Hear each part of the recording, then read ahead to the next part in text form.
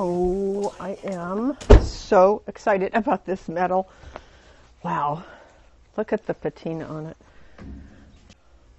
Hi, I'm Jan Schultz. I make large garden sculptures, and I was immediately attracted to this piece of metal when I saw it because of the negative space in it. The space left after they cut out all the holes in the metal. I love the patina on this, but it cannot stand on its own. It's not strong enough to stand on its own, so I'm going to have to go out to the boneyard and try to find something that can really support that. In my mind, I have this arch that I bought for another sculpture a couple of years ago, and didn't work. So let me go out to the boneyard, see if I can find that, and see whether it will work. These curved pieces should be someplace in here. It's like I remembered it. It's looking promising. I'm going to take it back in the shop and try it. So I found the curved piece, and now I'm going to have to see whether it looks like it'll work or not. I'm not going to know exactly, but I want to just see if the arch might even be anywhere close. And it looks promising. It looks very promising. Yay! Sometimes it's serendipitous like this, sometimes it's not. So now what I need to do is get this up on the table and try to fit this on it. So that's going to be my next step. So I got this up on the table. I put this rounded arch to it, and I've aligned it. And I've used this marking chalk to mark the different places, so that I could see exactly where it was. And then I clamped it. I took some clamps and clamped the two pieces of metal together, and to my delight, yes, it's going to work. But what I need to do now is get it back down off the table and find out where that pivot point is and see whether the holes line up the right way. So I'm going to go ahead and do that. So I've got a base here, and I want to try it. But before I do that, I want to turn this around because I want to have the very plain, simple side so I can see how the base works. So I'm going to have to hoist this up, flip it around, try on the base. I've got it up on the base, and I'm going to stand back and look at it, and I'm going, nope, it's just not right. The base is too weak. It's distracting from the strength, the beauty, and the simplicity of it. So this isn't the right base. It's one that I found out in the boneyard. Need to go find another one. So, back to the boneyard.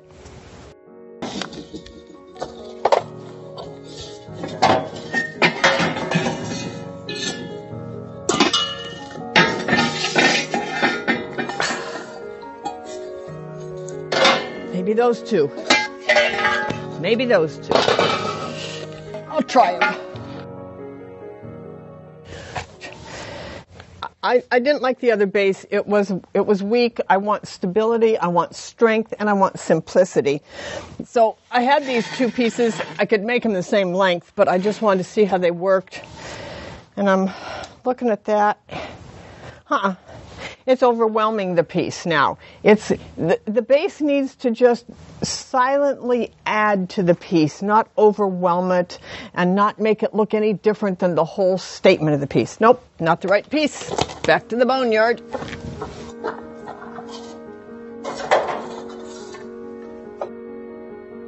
There were two of these. Perfect. Perfect. Let me try these. I have these pieces because the last base I tried was just overwhelming. And I thought, well, you know what? Maybe it just needs to be much smaller. So, let's see. No. I don't think it matters whether they go straight or at an angle. They just look like two little sticks. Nope. Doesn't have it. There's something curved. Let's see what it looks like. Nope. Wonder if this second one.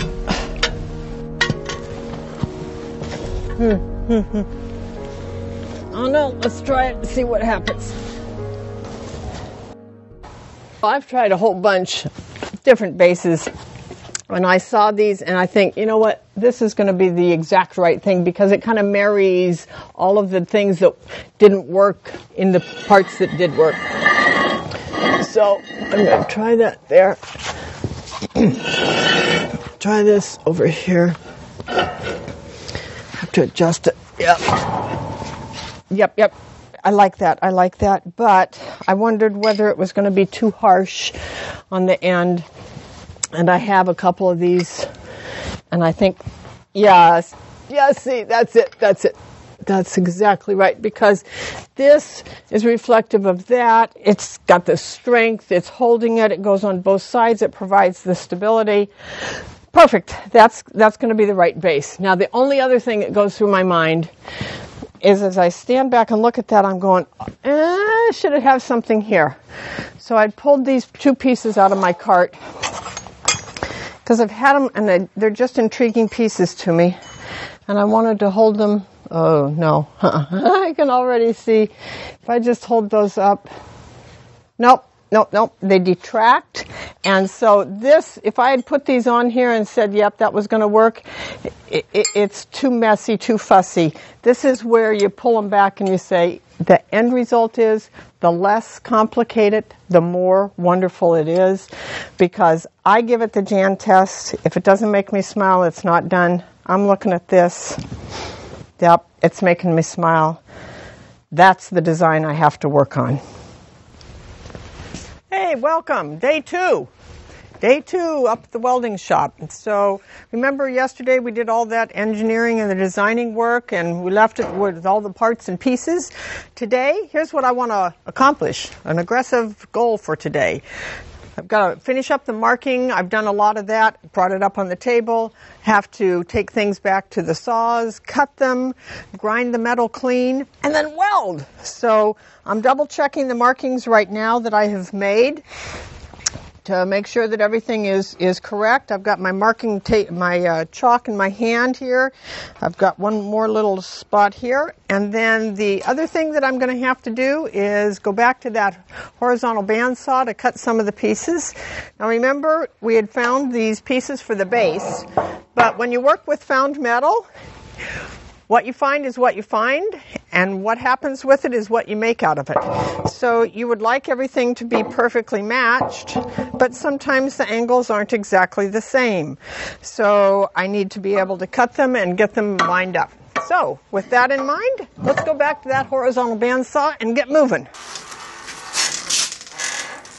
Okay, we're ready to go.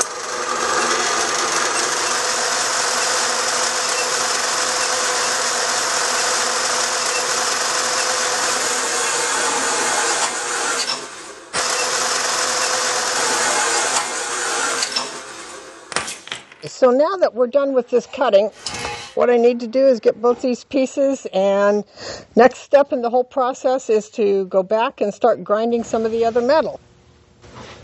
Now what I need to do is get this ready to start to grind, because with found metal and rusty metal, you cannot weld rusty metal to rusty metal. If you do, the welds don't hold. They're weak welds. So because I work with found vintage metal, it means grinding off the rust until there's clean metal to clean metal wherever I'm going to weld. So remember how we talked about marking and measuring and everything? Well, I've used that chalk to show myself where I need to grind. And I have two tools. I have an actual grinder that has a grinding wheel, and then I have a flap disc which has a different wheel on it. And I'm going to be using both of those because I noticed on the one side of this wonderful disc there are some little sharp pieces, and I'm going to take the flap disc just to smooth those out because I don't ever want somebody to be able to run a finger and cut themselves or anything like that. Metal is sharp to begin with and sturdy, but I want to minimize any exposure there. So the first thing I'm going to do is start taking the clamps off because I need to work with just a couple of the pieces of metal, or one piece of metal at the same time. And I'll disconnect here. Get this little clamp off. Hook it down there. And now I'm going to take this off and move it aside for now. I'm going to move it out of my way so I don't run into it. And then what I need to do, I've got these marks, these little chalk marks here where I need to grind. But I want to hold this metal flat against the welding table so that when I'm grinding it clean, it's not flapping around, because that would be really dangerous.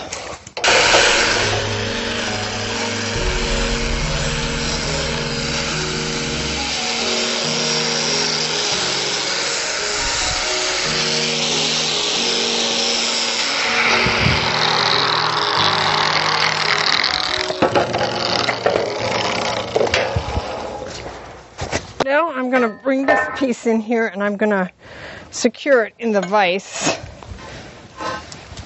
because I think that's going to be the best way to have it held sturdy while I grind those pieces clean. All right, there are 5 different areas marked with this chalk to grind clean. Any place that I've marked with chalk, remember it has to be clean metal to clean metal for the weld to take. So now what I'm going to do is put on my safety gear.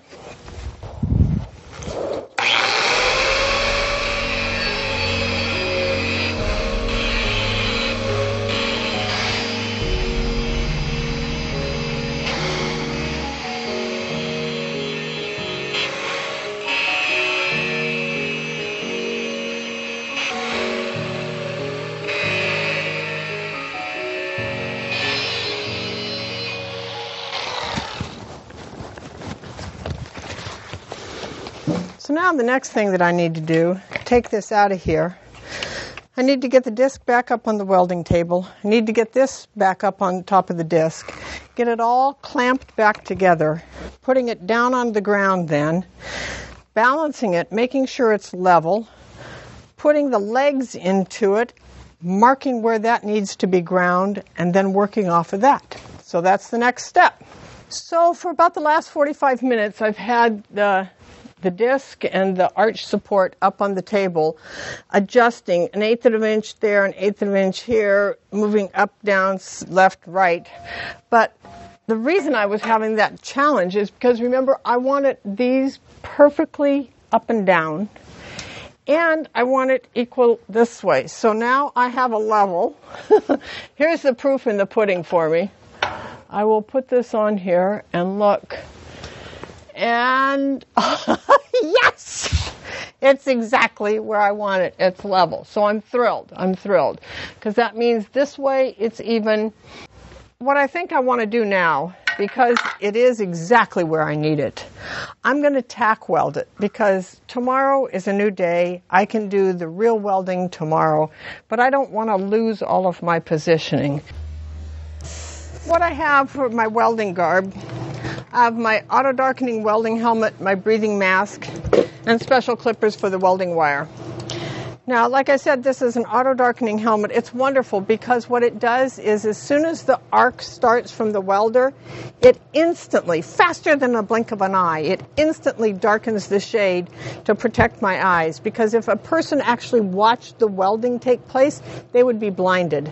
And that wouldn't be good for any of us. So even though you're going to be watching on camera, you're okay to watch it because you're watching it through the camera, and that won't blind you, so you don't have to worry about that.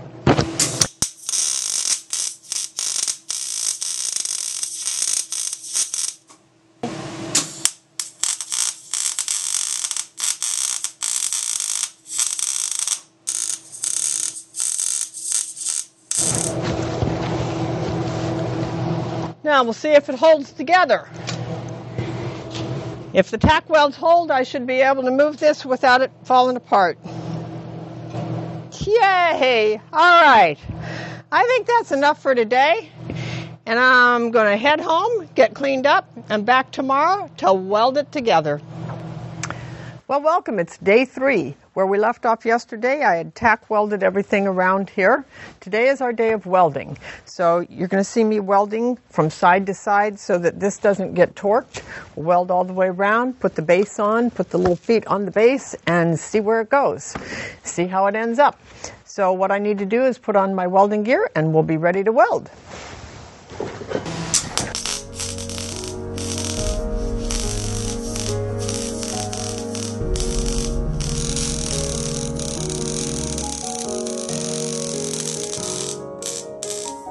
Whew.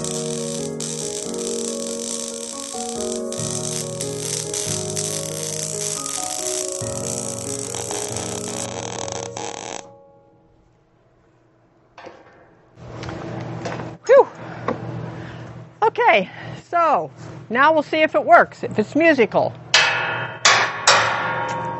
There it is, whole notes. Now what I need to do in the next step, load this up in the truck. I need to take it home, finish up the patinas on that, and then put it in the sculpture garden.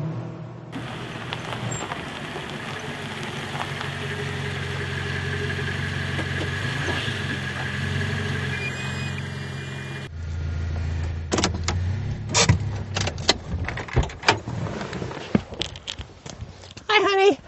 Hi, Jan. How are you? Fine. Will you help me with this? This looks great. And Over here. This is my husband, Richard.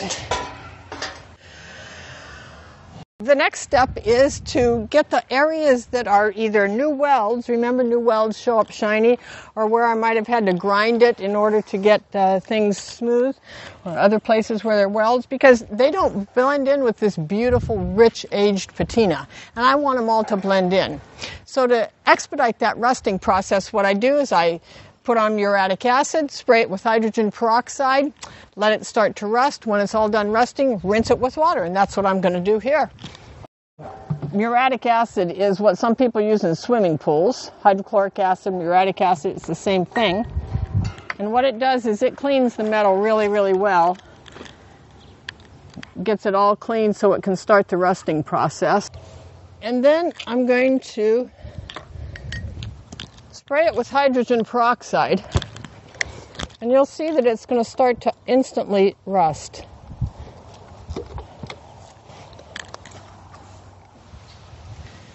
So what I did is I rinsed off with water off of a hose the muriatic acid and the hydrogen peroxide that were creating the instant rust, and then installed it here in the garden temporarily. I have an open studio tour coming up, a preview show for that, a couple of other shows, and a gallery that are interested in a piece. So I'm not quite sure yet where this is going to end up, but the final reward for this piece will be when somebody buys it and puts it in their garden, because then I will know that this sculpture has passed the Jan test, creating smiles, one sculpture at a time.